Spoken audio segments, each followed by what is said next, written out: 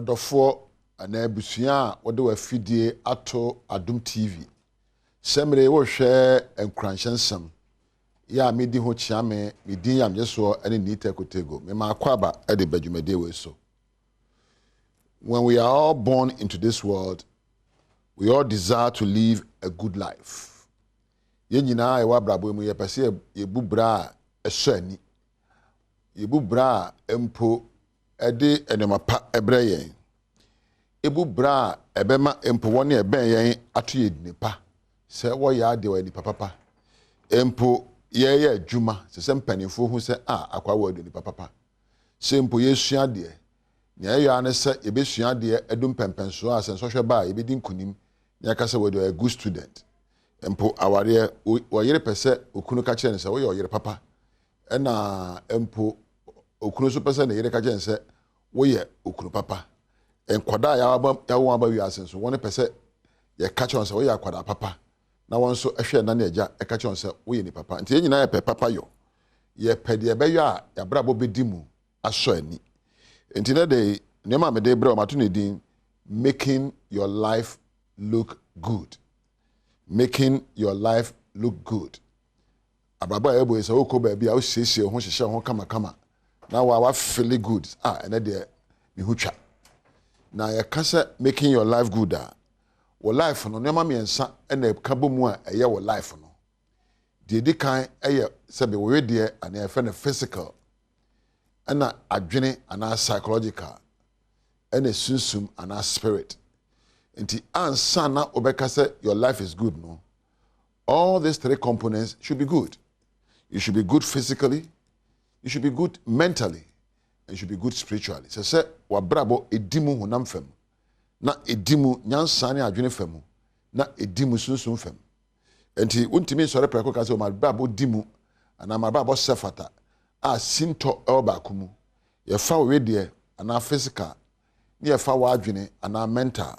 ne ye fa wa spirit ana sunsun mu a ese wo nyina ekoben kromu a wo bubra papa na empo edimu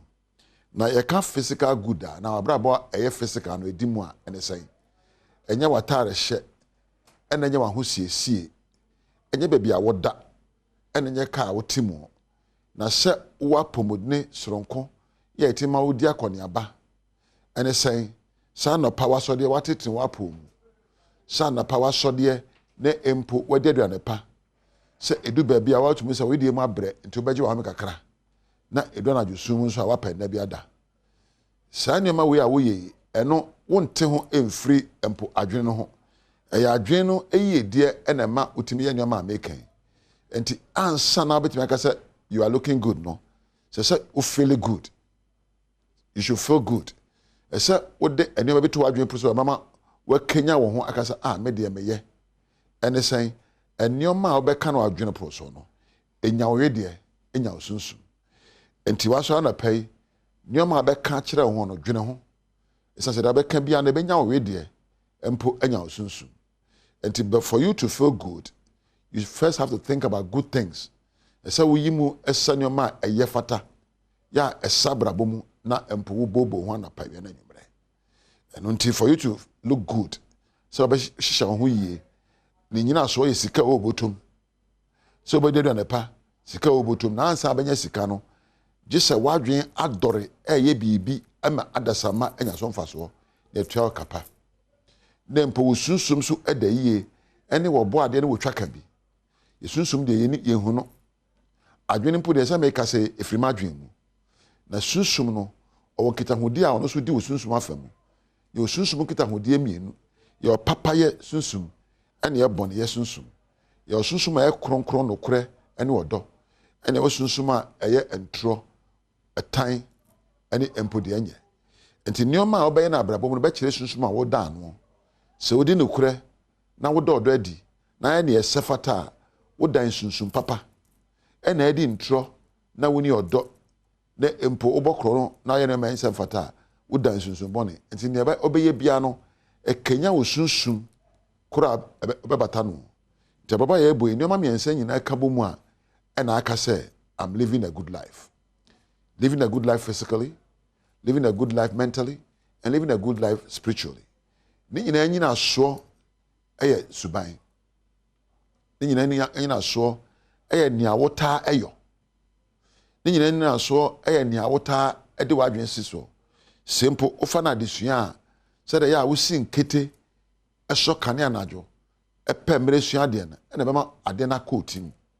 sempo ofa na apomodini a obesin kete anapa bia betetire wa pomu na mpo wudidi na ye de sefata osima pomu ye sempo eba no sunsun famu a se wode kasapa wodo no kure ne pepepe ye obebubra na osunsun so ani age enti nyoma miensa we na adimi ya aka so my life is good. To make your life look good, you should focus on how good you are physically, as well as how good you are mentally, and how good you are spiritually. So when Timmy and who say, I want to be an amana or penny on my basis or brabo, why a fat, and so be one, I said, can, why a fat, and so born in a woody, why a fat, and so I'm trying a woody. A banner sa, was soon some tobaha, nempo wadrin so a basa. Nemum se wo pese wabrabo edimu ehso ani a ye se wo fa sa nyoma miensa nyina na ebisa ho se ede na meya a me wedie mu ebe menya hoodne na matrase ache ede na meya a madwen pronso no ebe de na ne adware mie na ede na meya a me sunsun so eno so betodi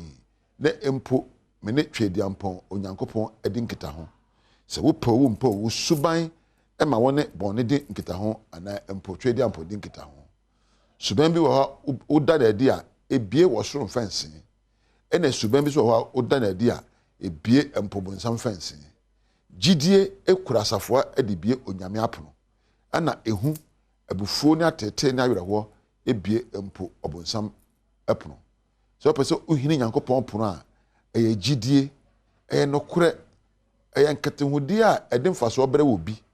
ene empo ayeye a wabrabo suban eno no ye beda ayeye di ama obo ade no se akwa wodi ni suban se fata amene bi a wo ye bibi obi yi waye no na ayeye no ekọ awrade ho eno nti ene da amene okase fa wosi kasam fa awade fa adisua fa pomodne na fa usuban nyina bi sa ho se enioma me beye aso ede ayeye bebre me na bia kan de oyo me eso enema me be kan e de yeye be breme na bia kan de oyo me se me gina hoi sa ma hin ya me yisu de oyo no se ka enye adwuma ka metwa ni pana no wanya de oyo ne nsem fata esanse oyo ade ntina me ne je ho se me yisu eno nti wo so obi na oyo wo ma adasama ene nye wo suban wo kasa no ne ye ho na wo yi wa ya e bia kan de oyo wo no ebiom suade menya de suade pe bibi suagu wadwen proso na wonyansa mo enore na wonyansa dore a enna akohia kwanhia a utimi enya no aduro ayo empanin se yenkoti adromra enwane ahahan yempa abrabo pammo no enwane de sua subampa kasapa ene esafata ahana meja wo odofo Migini say na abrabo akobo obebi sa ho say abrabo no is it good and then tend to live a good life. Me am di dwumade on chame edi am jeso eye ni tekotegu. Adom TV ha nipa bebe na show masene every sound camera and me producer Priscilla and was show masene. Wo me da say we do afidie to ahwe me. Onyame ene wonta.